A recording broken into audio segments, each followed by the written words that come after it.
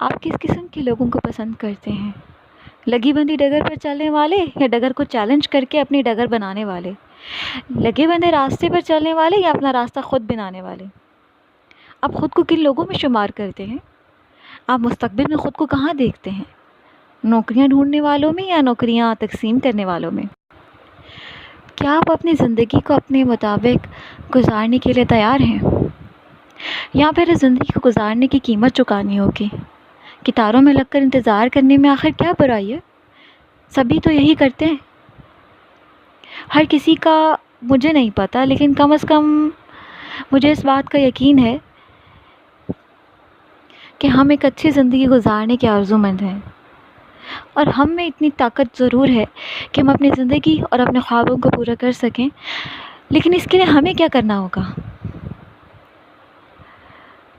مایوسیوں کی قطار سے نکل کر امیدوں کی قطار کی طرف، بے نامی کی قطار سے ناموری کی طرف، اندھیروں سے اجالوں کی طرف، سلگتی آگ سے سکون کی آغوش کی طرف، یہ راستے کیسے ممکن بن سکیں گے؟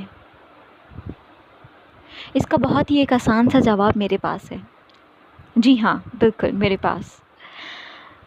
آپ جہاں ہیں، جس حال میں ہیں اور جو بھی کام کر رہے ہیں، اس کام میں اس پائے کی مہارت، صلاحیت اور خوبصورتی پیدا کریں کہ یہ کام اس سے پہلے کسی نے نہ کیا ہو، اس جذبے سے کسی نے نہ کیا ہو۔ اپنے فرض کی سرحدوں سے آگے نکل کر دوسروں کی توقعات سے بھر کے کچھ خاص کر دیجیے۔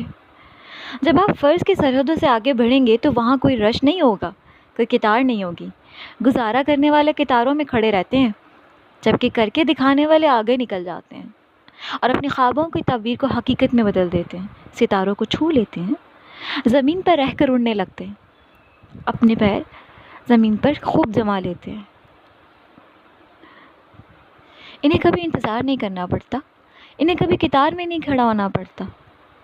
ایسے لوگوں کو ان سے پہلے قطار میں موجود لوگ خود پیچھے ہٹ کر آگے نکل جانے دیتے ہیں، کیونکہ گزارے کی دیمک جن لوگوں کے ہنر کو مسلسل کھوکھلا کر رہی ہو، وہ کبھی بھی اپنے کام سے محبت کرنے والوں کی تخلیق کی بلندی کا مقابلہ نہیں کر سکتے۔ فیصلہ آپ کے ہاتھ میں ہے، قطار میں رہنا ہے یا